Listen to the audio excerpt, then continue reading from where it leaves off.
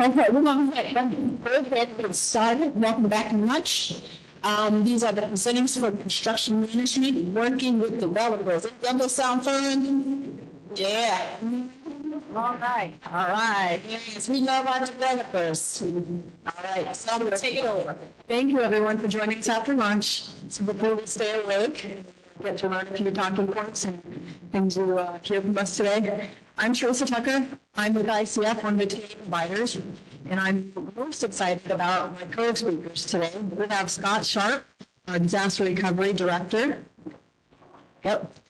Disaster Recovery Director for South Carolina Office of Resilience. Dan Reese, who's our Executive Counsel for the Louisiana Office of Community Development. And on the end, we have Tom Hartner, Deputy Bureau Chief for Housing Programs with the Florida Office of Long-Term Development. We have a lot to cover in a 1 hour session today. So, objectives. We're going to talk about the steps of the construction management process we need to consider for both single-family and multi-family construction projects. Then we're going to help you understand some effective management strategies for working with contractors and construction management firms or multi-family developers on these construction projects to help them start off and be successful. And most importantly, we're going to run through our two grantees with our examples of where they've done successfully. I'm really excited to hear that and the questions and answers that happen as a result of that. So our agenda is pretty simple. We're going to start with our construction management overview, and I'll walk you through some of the general concepts. Then we're going to walk through each state grantee, sharing some of the examples. So South Carolina, and Louisiana, and Florida. And finish up with some takeaways and your questions and answers.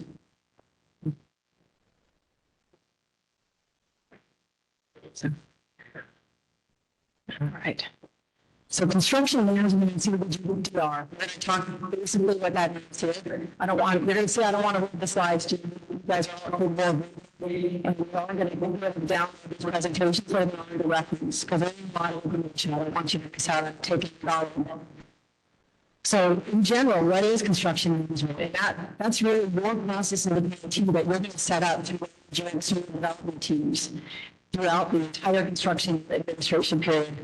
This is also being included with local agencies, whether stakeholders, and verifying in the end that we're reaching the national objective and the certificate of occupancy on the end. Think of this as the team, all of the vendors you're going to help you build all those projects and have them successfully completed at the end to completely recover. So this really is the who and the how for what you decide when setting up your funding programs and your action plan. A lot of them later go into the what and the how measured. So generally the who is three different types of entities. You have developers, general contractors, and builders, the actual contractor and builder. So a lot to cover on the slide about developers. They typically are for-profit or private nonprofit. What's important here is you want them to have some skin in the game to take on the risk to help you get your projects built. Intel, they can be acquiring them and retrofitting them and reselling for residential properties. They can help you do multi-family, multi-sites, one larger site. The developer is really a key entity in a lot of these programs. That's outlined in 24 CFR 570. A general contractor, more common with a builder and contractor, more common with But in a general contractor, they're responsible for helping you oversee that construction project. So they handle all the logistics. They hire all the subcontractors, the trades, all those parts and pieces. And they're going to help you ensure that the construction compliance and code requirements are met. The builder or contractor, they're the person, the firms that are engaged to be able to trades and to help build that house or have that house.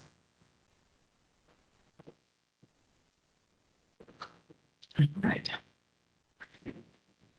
So those are the who. This is kind of a how. We're going to be talking through how you structure your program with a grant build. Then we're going to talk about how to procure these folks that are going to help with It can be on a single family rental program, or it can be grantee procured. And that means you, as the grantee, we're going to help pre-qualify general contractors and then issue mini bids or assign projects on the actual needs. And that general contractor helps you. It helps you and you oversee that general contractor. Or you can procure a master vendor that selects and manages those general contractors and builders directly.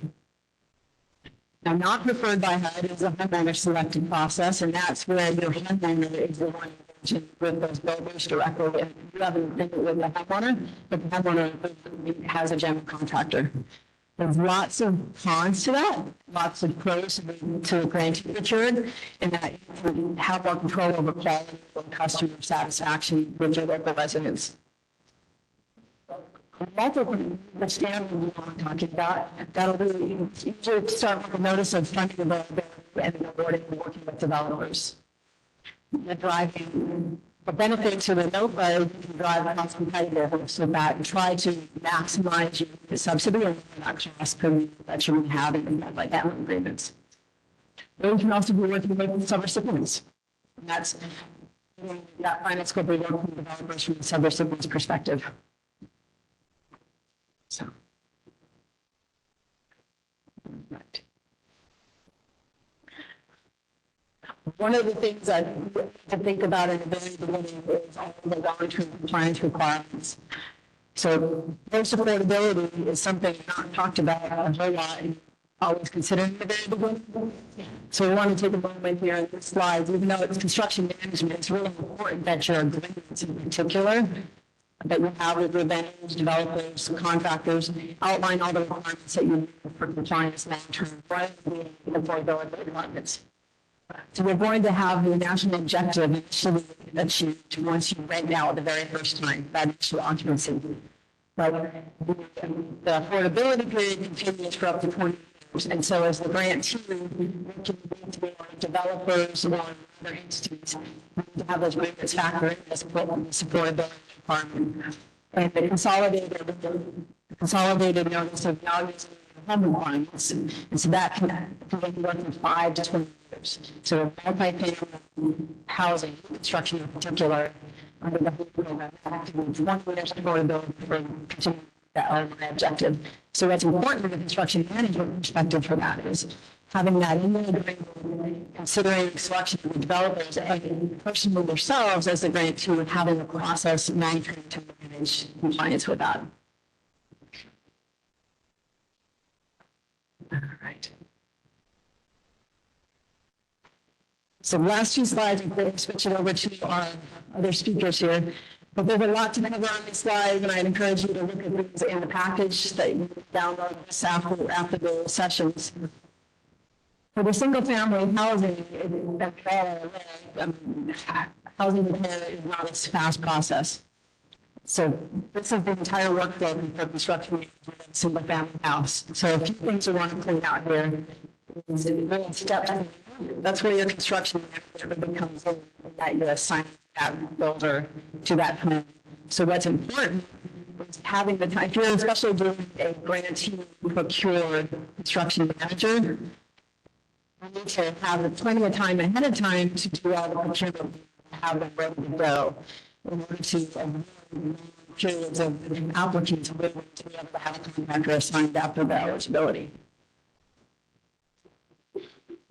At least in every single family housing is going to have these similar steps that you're going to have to the builder walk through to decide on a scope of work, to bring that process with that contractor, and then ultimately all of the inspections to help you control and evaluate the performance of the construction managers that are out there and builders that are performing the work. So we can use that to improve quality and improve customer satisfaction of the applicants getting their work done. All right. There's different workflow, similar process though, by family reporting. And Dan's going to cover this in a lot of detail, so I'm not going to spend a lot of time. But it does start with user NOFA, and like we mentioned before, that drives down hopefully your cost with a developer of the permit, so you can achieve some cost competitiveness in that process. moving through all the steps of compliance here to the design.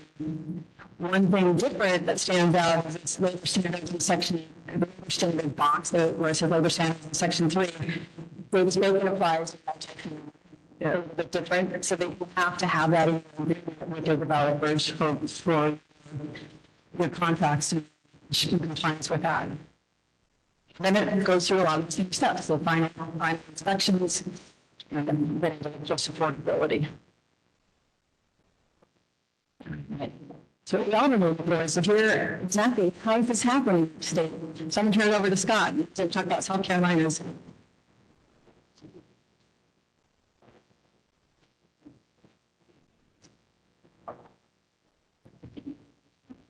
Afternoon, everybody.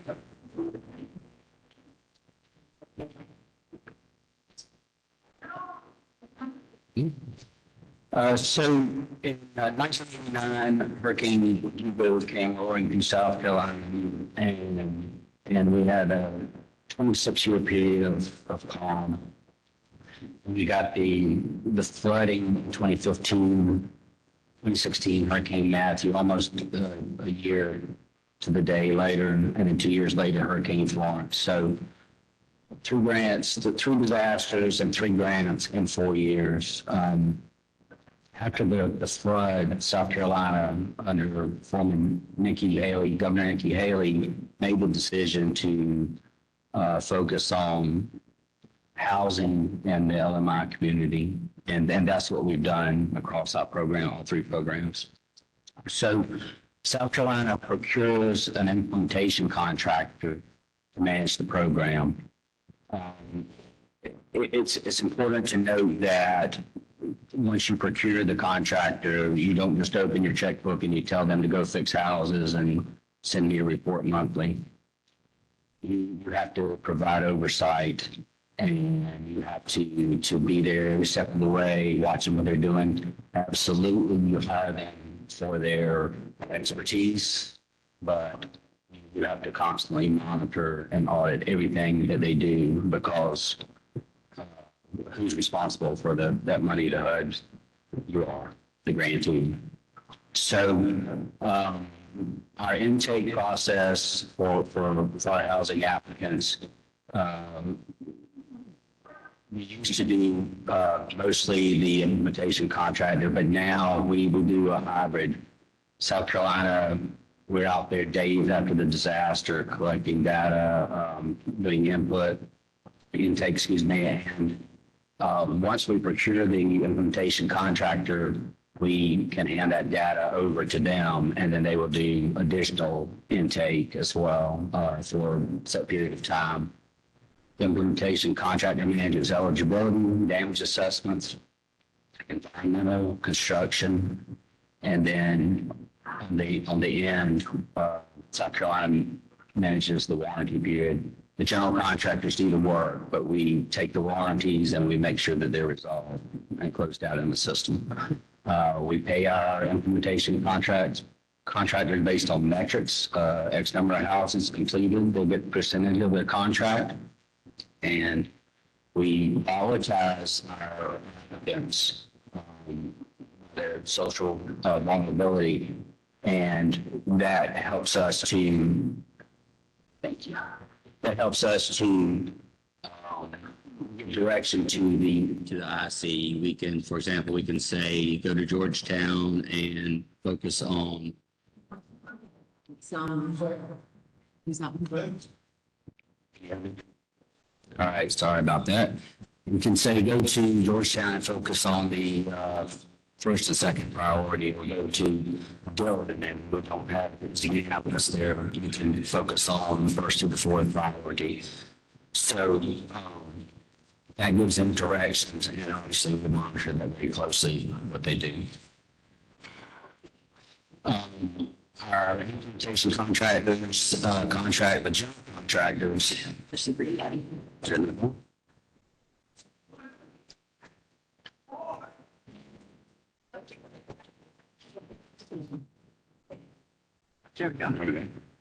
Got it up.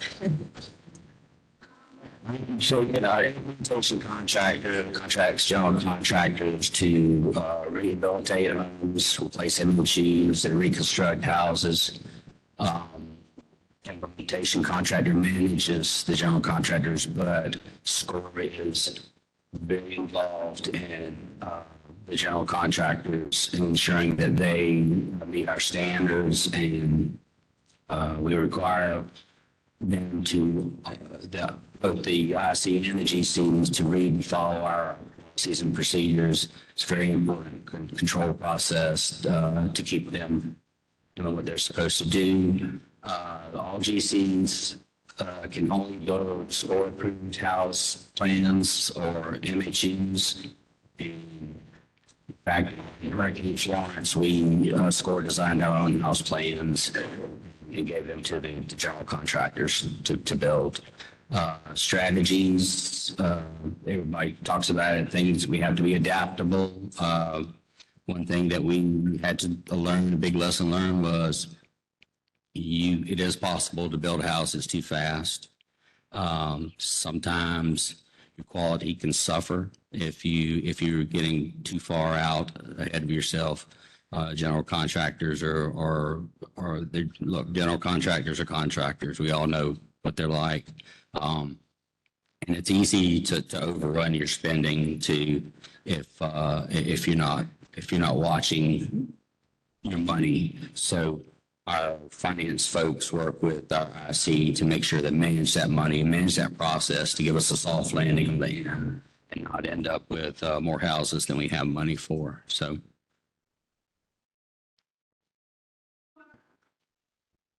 Our 3 grants, we've closed 2015 grant. We will close the 2016 grant this year, and the 2018 we'll close within a couple of years as well. Roughly 3,400 homes in about 7 years. So some of the challenges we've met using an implementation contractor is balancing the number of GCs. So GCs, if they have too many houses, they do the easy houses and they put the hard ones on the bottom and they just sit there. If they have too few houses, they go somewhere else because they can't make the money work. So it's a balancing act. You have to be really careful, making sure that the GCs have the appropriate amount of houses in their queue. The next one there, minimal time out of the home for the citizen is a really big deal for us. Delays are caused, and one of the things is that bottom is too many change orders. One, two. Just let me do the next slide up there. What's that? You got the next slide up there. Okay, let me go back. Yeah. Sorry, we're having technical difficulties. The delays, too many change orders causes delays, keeps the folks out of their homes too long. One way we figured out how to do that was to have better damage assessments. We've designed a really good damage assessment program and really cuts down on the change orders and time out of home for our citizens. Warranty resolutions, we've taken that over from the GC from the first 2 programs, and we make sure, because warranties, things can go off the rails with warranties. Substandard lot and areas issues, I assume that's probably across especially the Southeast. Those things can throw you off. You have to work through them. Lots too small to put a home back on. You have to get a variance or go plead with the county officials. You know, we're trying to help these folks, and sometimes that works, sometimes it doesn't, unfortunately. Non-performing GCs, that's a super easy one. You get rid of them. If they're not doing what they're supposed to do, you absolutely get rid of them. And it's the implementations contractor's job to do that. But sometimes they need a little pressure from the grantee. Just a few best practices. I'm going to start with the last one first, because I think I'm running out of time here. Special case panel, whatever kind of program you have, I encourage you to set up some kind of panel within your your agency or whatever to make decisions. I'm the chair of the special case panel, and I have voting members and that work for the state that we adjudicate everything from over the cap projects, change orders for over the cap projects, relocation. If a general contractor is asking for penalty relief, then the special case panel makes those decisions. State compliance team, we call them the OGD, it's the old guy platoon, because originally they were a bunch of old military guys, still a few of those, but they are out there in the field every single day looking at construction projects, and they file a report with photographs on every single report. Some of our files may have 10 or 12 or 15 of these reports in there because sometimes they go out there weekly or bi-weekly. They'll even put in their report, job site's dirty. And if I don't get a response from the GC and within a day, then I get involved. Fixed pricing, it makes things a lot smoother. The contractor set of house plans, here's the price that we'll pay for the standard unit, and it cuts out having to bid individual jobs. We use Xactimate estimating software for our rehabs. It's a standard, industry standard, works very well. I mentioned before, they all use the same house plans and specs that we designed, and makes inspections easier. It actually makes the municipal inspections easier too, because our county officials learn these house plans and they know what to look for. So it helps everyone. You gotta set expectations with your contractors. You gotta let them know what they will do, what they won't do, what they can do, what they can't do, and with your citizens as well. Sometimes citizens want to believe they're getting more than they will. So at homeowner signing and before and after that, you have to set expectations. And the warranty, I already talked about that. Time standards, we charge a penalty for every day they go over the standards. They can ask for relief, and the special case panel will or will not give them relief.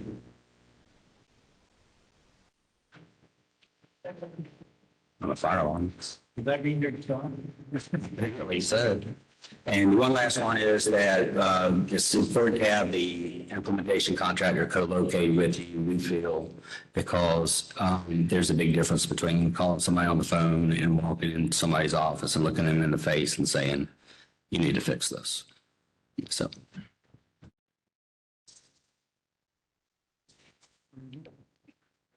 So what are my instructions? Bring this forward? Yep.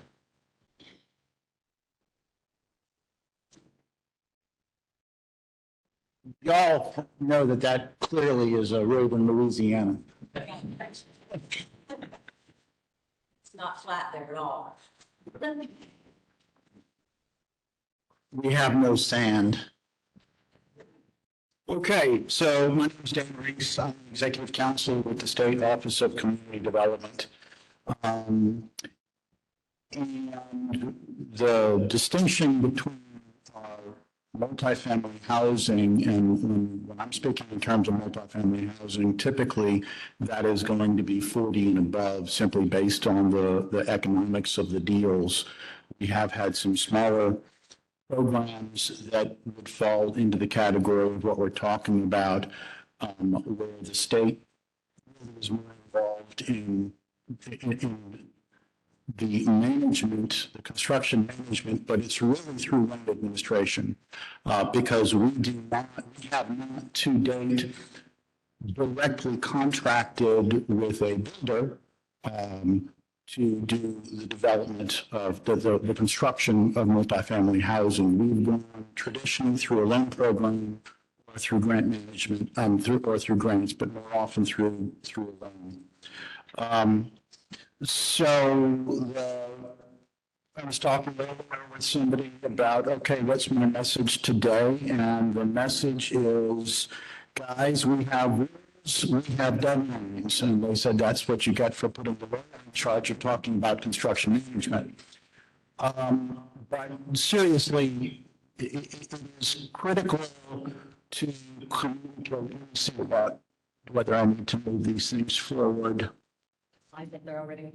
It is critical to communicate early and often about what are the requirements needed for our programs, because we introduce elements into the multifamily housing projects that are not there for the commercial lenders or for the tax credit equity lenders that you're otherwise going to be finding in the projects in the developments.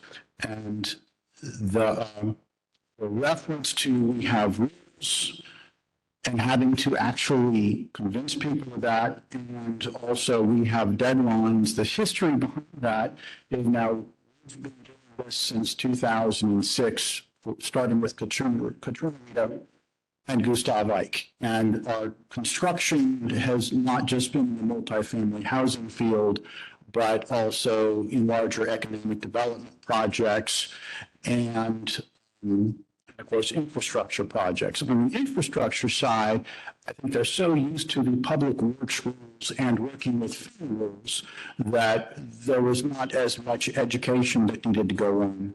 But in the private sector, we had a lot of pushback, and our outside transactional counsel had difficulty getting the other parties to realize our rules were real. Okay, because the perception was this is soft, easy money. And from our standpoint, we have developed our programs so that we are, for the most part, there's a few exceptions, a few program exceptions, but for the most part, these are repayable loans, either in the economic development field on a scheduled basis, or in the multifamily housing field on a surplus cash basis, and we're getting repaid. So we, not only just for the purpose of wanting successful affordable housing, but these do be viable deals, going into it, whether it's for the repayment purpose or for the actual mission of getting the affordable housing. So we had a bit of a time of a curve where we had to be our attorneys had to be convincing the other parties that these rules were real.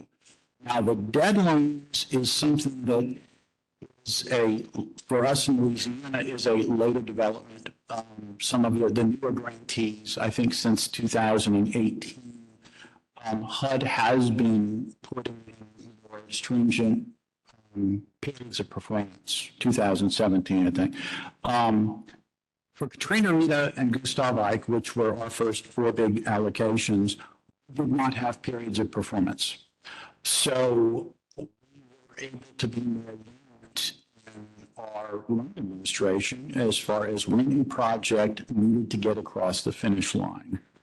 We don't have that now, and we have all four of those storms facing closeout deadlines, and we still have projects underway. And so it's a matter of making everyone realize we need this project leased out in time for us to meet our closeout obligations with HUD.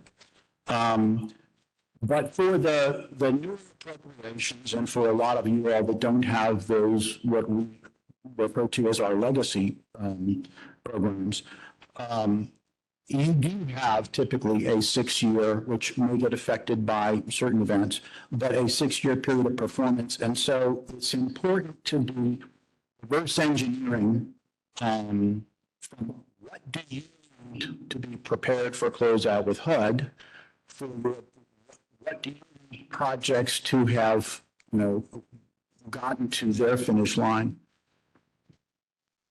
Let's see. Right. So that's, that's basically this slide up here is getting to that. So obviously a concern in not meeting the closeout deadline that we're then having to deal with, okay, well, we have this deadline with HUD. What are we doing about the fact that we have, albeit an important project, you know, the affordable housing projects, we all agree are important projects, but have we been doing what we need to do to get it? And so what's going to come of it if we're facing this deadline, and where are we in relation to those projects being finished? More important, well, not more important, but another important area is that if for whatever reason that project is not going to get, some of them, we have one that actually hasn't even started yet, and we're facing a closeout issue, you know, with HUD on it. And the concern there is that means that we will have disaster recovery money that if we tell this borrower, you can't do it, you just don't have the time to do it, we don't have time to reprogram it. So that means that that is money that got unused because we did not, the issues, the timing issues did not get managed properly. And very often there are reasons for it. And so that ends up with the tension of, okay, how do we make certain this doesn't happen? Because we do want the project finished, but at the same time, we're dealing with those tensions. So as Teresa mentioned, so it very often starts with a NOFA. And so when I talk about communicate early and often, of course, the first opportunity for setting out a lot of the rules are in the action plan. But I personally am not an advocate of putting too much detail in the action plans from the standpoint of what would like the terms and conditions and timing be, because you don't want to get into a standpoint of having to then amend an action plan when you want to change some of those terms. And I don't think it is a requirement that this level of information be an action plan. So your NOFA, your Notice of Funding Availability, is the first opportunity to be putting in that level of information. So your big elements obviously need to be in the NOFA about the CDBG requirement. Environmental being obviously a killer if they've messed up that, as far as once they have that expectation of a possible payment and use of federal funds, and if they do a choice limiting option. So we're always, talking about, do not make choice limiting choice limiting options. Please talk to our environmental specialist beforehand. The Davis-Bacon, Section 3, all of these types of activities, URA, all of these impact the cost of the project. And so you need in the NOFA to have been alerting the developers of these obligations, because it's going to affect how much money their project costs. And you don't want them, after doing the competition, coming and realizing that they've undercut themselves on what their budget was, because suddenly they're realizing they have these administrative and labor cost issues which can drive the project up. And of course, another important one to have out in front before anything is happening is any special elevation requirements. And for the state, for Louisiana, what we have done, this actually is not a construction management one, but is an eligibility one. We will not do new construction in special flood hazard areas. So if you're coming to us to rehab an already existing affordable housing project, that's one thing, but a new construction in affordable housing, a special flood hazard area is simply an eligibility issue. The next step in getting opportunity to communicate is in the award letter. All right. So once we issue the award letter, I've been having to deal with the project that I mentioned to you that has really been lagging. Not a one-page award letter. And so once we started seeing our crunch with closeout deadlines and whatnot, I go ahead and I'm looking at that and I'm comparing it to most of our other programs that had a 5 or 6 page award letter with all the terms and conditions, and 17 attorneys have said this is a great letter. but we're having to come to a point of now, even if the project manager from the state's project manager level has been talking about deadlines and whatnot, it's not in writing, okay? Even if it was in alpha, it's not in writing. And so there's actual, one of the dichotomies here was there was a deadline of once you've closed of how long you have to build it, but in this particular letter, there was not a deadline of when to get it to closing. And so from that standpoint, that was one where we weren't communicating through the letter what the requirements are. And it's important to have that requirement that you have to get to closing. First off, what we have is you have to accept the award letter within a certain period of time because we don't want to tie that money up. And you have to get to closing within a certain period of time because, again, we don't want to tie that money up. Now, the project manager will work with what's going on, why are doing extensions, but that's where I'm talking about communicating the requirements and the deadlines. That's how you manage getting it towards where you get for closing. And then, of course, the loan documents, which are voluminous, and all of these kind of details of these select CDBG points can get lost in all the legalese of, what is necessary for a mortgage and a loan agreement to have for foreclosure and all of these things. So to me, the reward letter is a critical place to have it because there are going to be in the loan documents, but having a detailed award letter is, I think, important to it. But then you have, of course, the regular communications during construction between the loan officer, I'm saying the loan officer, our case manager at the state level, and the project team. So there's a regular communication going on there, and that is, again, an opportunity for regular reminder of how are you doing on these particular topics, okay? Are there any delays? And if there are delays, we have to look at what's going on. Is that, yeah, that's right. How it's important. That is from our standpoint in administration, our role in construction management is during these construction periods, what is being encountered that might be affecting the project schedule. And again, so this right here is simply some of those issues that getting addressed. I had talked about elevation as a building requirement. We also have the building standards, and also the state Louisiana has been implementing using the insurance. It's called IHBS Certified Standards, which is the Insurance Institute for Business and Home Safety. So we actually have been requiring those certified standards get met. So for the green standards, we have enterprise green community, and for the resilient standards, we have IHBS, both providing oversight, assistance, and inspection during the construction process to make certain that at the end of the day, those certifications are going to be able to get met.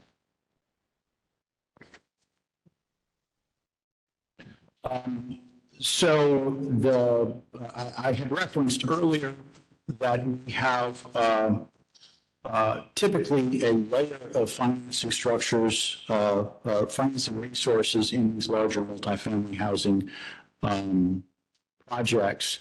And because of that, you have to look at, okay, what do we need from an in-house capability for, or even on our team for an inspection, construction progress inspection and things like that. So most of our multifamily housing, we actually through intercreditor agreements, piggybacking on the commercial lender's inspection process. And so we will have access to that information as it goes along.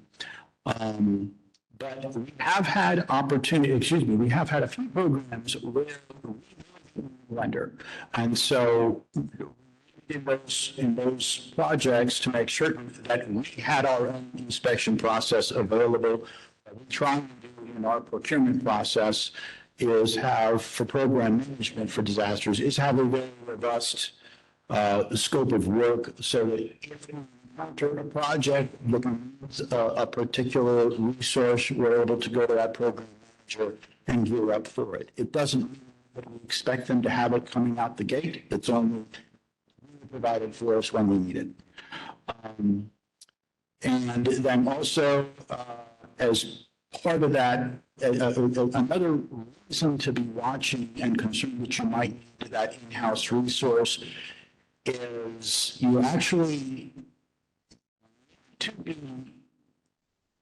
cognizant that there's the possibility that something will happen with one of your co-lenders. We had a major co-lender, I'd say 29 to 30 projects in our whole portfolio of economic development and multifamily housing projects, and they went into receivership. Fortunately, after all of our projects were done, but if they had gone into receivership in the middle of our projects, we would be able to gear up right away to figure out what to do, both from a standpoint of is the FDIC or some replacement bank coming in play, but also those resources such as the inspection processes. Then also as part of that, since when we're doing our loan draws, is when we have the opportunity of having the compliance and monitoring team look at how the project is doing so that it's not at the end of the construction that suddenly somebody realizes that Section 3 wasn't done, that Davis-Bacon wasn't done, so that was a proactive process that should be going on. One thing to, as with all construction management, you have contingency issues. And so you just need to be prepared for that. I've already mentioned, as on this slide, the failure of a co-lender. The one we ran into recently in an economic development project is they ran into some construction issues of they found a foundation where they didn't know there was one. And so it was a matter of who's going to pay for the demolition. Now that was co-funded by FEMA and by CDBG, but it took so long in the process between the owner and the contractor to figure out what was happening that it caused huge remobilization costs, which FEMA has said is not going to be okay. So you need to be prepared, and this is this unfortunately is one that you learn through experience, is making certain that your owner, that your borrower is ready to be able to quickly address, including with your other financiers, what happens if there is a change in circumstance that requires some sort of change order. So the main place where I am on the deadline issues is we're at a point, as an attorney, my job is to try and protect the state from circumstances that we talked about, such as we don't want us to be having to pay back. At the same time, we want the projects to be moving forward. As we now have, for instance, if I'm at the beginning of a grant cycle and I have a 5-year period of performance, well, that's one circumstance that there should be, cognizant of what you need, but get things moving forward. But if we're faced with a project, which we are, of a closeout in 20 to 24 months deadline, and how to allow that project to move forward, but at the same time protect the state, what we've been trying to do is actually to build milestones into the reward letter and agreement that if we see that no ifs, ands, or buts, there is no way that you're going to be able to finish the goal line in time for closeout, that we can actually place the loan in default. because we want the ability to reprogram those dollars and move forward. And that's, of course, a worst-case scenario that we're not able to work with the borrower and with HUD to allow that project to move past extension. Now, we're getting, to get an extension past the current closeout. So we're getting, of course, extreme resistance, not just from the borrower, but from the other lenders, right? So we're still in this balancing act of how are we able to do this to both protect the grantee from a liability back to HUD and to move the project forward. And I understand, of course, the other financiers saying, I don't want you to be able to default this loan and just shut everything down. So we're still working that one out. All right. Good afternoon, everyone. Post-lunch crowd.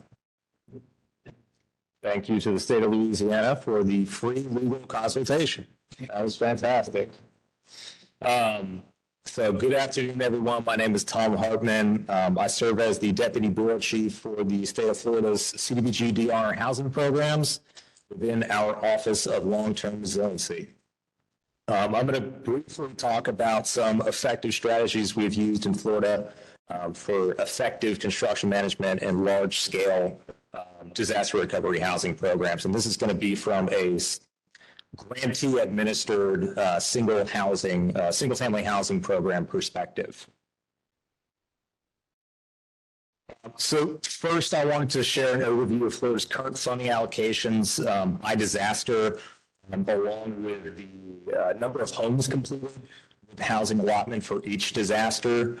These allocations are over $1.8 billion in disaster recovery funding, and that does not include the $910 million allocation that we will be receiving from HUD for Hurricane Ian disaster recovery efforts. I will point out that the Hurricane Irma and Hurricane Michael programs are direct administered within the Office of Long-Term Resiliency, while the Hurricane Sally, Hurricane Hermine, and Matthew programs are of a subrecipient model. Typically, the funding allocation amounts are going to sort of dictate that or give you additional flexibility to either sub those programs out or administer them directly within your office if they're of larger funding allocations. So you can see that Hurricane Michael's a housing funding amount was about 34% of the total funding, and then Hurricane Irma housing received about 65% of that allotment, and that's all going to be driven by your unmet needs assessment.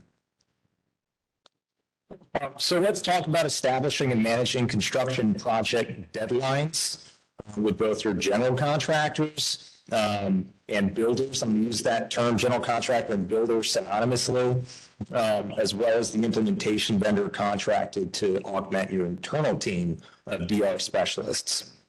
At the builder level, most importantly, you're going to want to ensure that the contract or the master agreement lays out a time schedule for your projects to be completed and financial consequences associated with not completing projects within that performance period that you lay out with your contractors, whether it's your implementation vendor or your general contractors and builders. We prefer to write that time schedule by project type: rehab, reconstruction, home replacement. The critical path for each of those construction project types is going to vary and have different dependencies at both the municipal level and the CFR regulatory level. So recons are going to need green building certifications, potentially pre and post construction elevation certificates if you're in a special flood hazard area, certificates of occupancy. Whereas with rehab projects, they're going to be a little bit stickier, not as clean cut. You're going to have to do your lead-based paint, risk assessments if that housing was built pre-1978, clearance tests, potentially structural assessments, and potentially additional municipal inspections and unforeseen construction costs.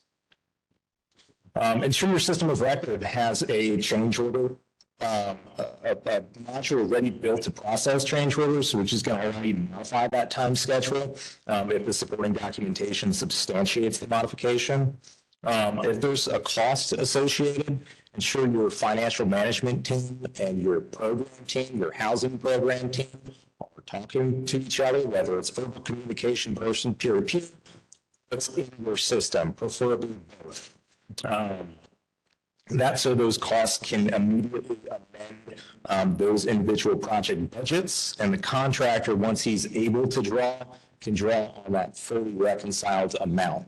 And an example of that is if you had a rehab project costed at $100,000, the general contractor experienced unforeseen conditions when walking that home, submitted the change order, it was approved for $20,000. You approved that change order, but it didn't get updated in your financial management system. Once he went to request and drain those funds, he only had $100,000 available and not $120,000 available. So make sure when you're approving those change orders at the immediate level, financial management team is also updating those budgets accordingly.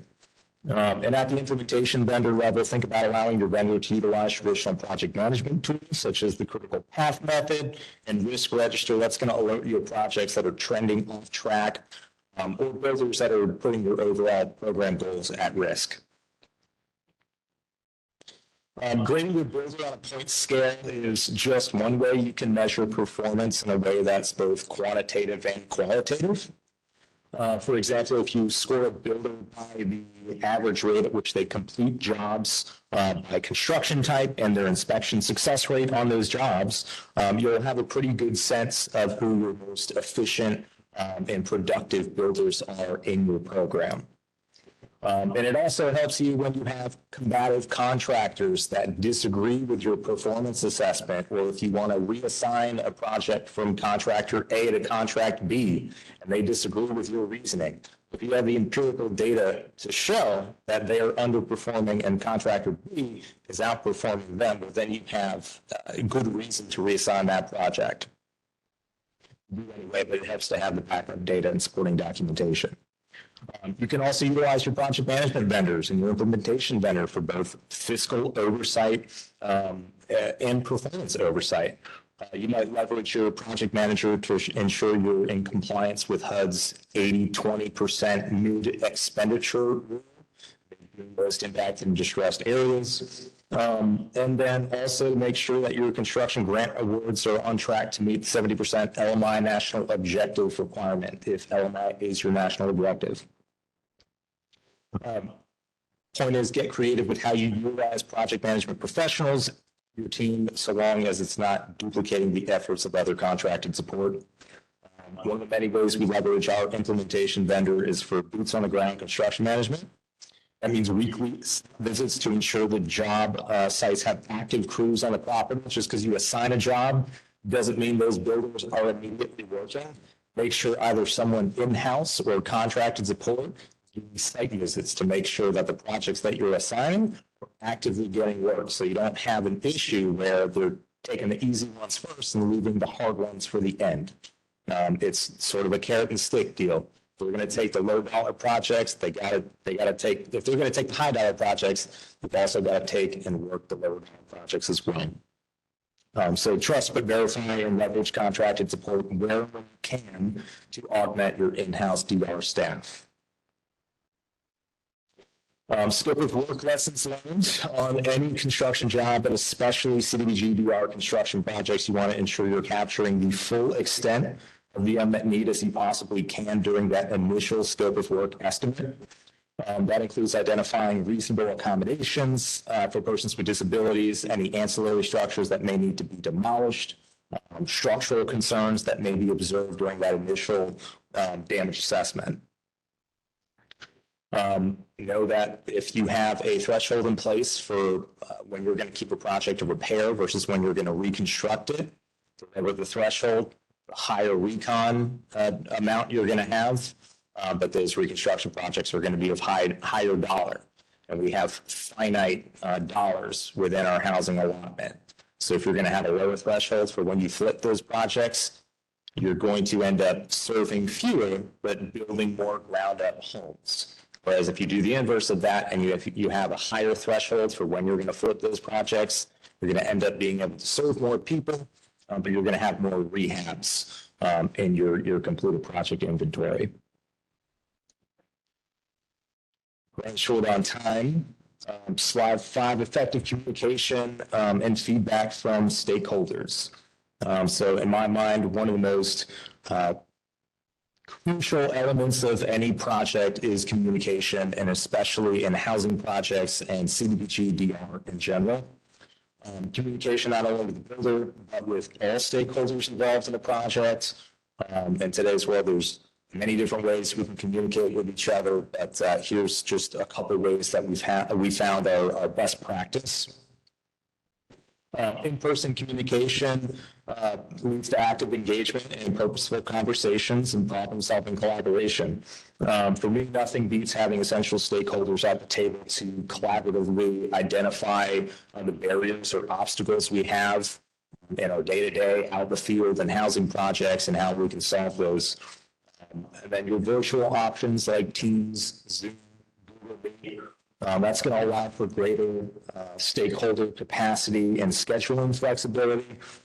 And in the age of remote work, that's a very viable option for a lot of people. Visual communication, that's going to be typically in the format of project-specific case notes, automated reporting from your system of record, or external tracking mediums like Smartsheet. It helps when you may not have time for meetings, but you still need the best available and current data. I know our executive leadership and our communications teams typically need the data and the information yesterday. So having readily available data, award amounts by county, completed homes by county, having that information populated for you on a daily basis. If you can work with your dev teams to build out reports for you in your system of record, which is another conversation about having a comprehensive system of record, it's going to make your job a lot easier. So in closing, managing CDBG-DR housing programs is not what anyone would describe as easy. I can vouch for that. But by implementing some of the effective strategies this whole panel has talked about today, it's going to help us better serve the true objective of these programs, and that's getting people back in their homes, whether affordable housing or owner-occupied housing, a lot faster and bridge that time gap between disaster and recovery. Thank you. All right, we're going to quickly go over the key takeaways. And if the number one takeaway is the passion of the grantees that have done this before. So take advantage of getting them here. So many lessons learned that we don't want people to repeat. We want to help each other. So reach out, get to meet everybody, and hear more. We could have covered this for hours. We want to sit here for hours. There's so much to learn. There's so much to cover. But use this time to learn from each other. So as I said, you'll see the slides after. There's all kinds of different ways you can do it, but the most important thing is if you're considering of how you want to manage your construction, talk to somebody who's done it before. That's my piece of advice. So do we have any Q&A WebEx? No, there's no question. Okay, Q&A WebEx. Any other questions in the audience? Question? I know we're running short on time, so feel free to talk to anybody up here afterwards. We look forward to questions. We appreciate your participation and listening today. Thank you. Thanks to all of our speakers. So thank you, Scott and Tom.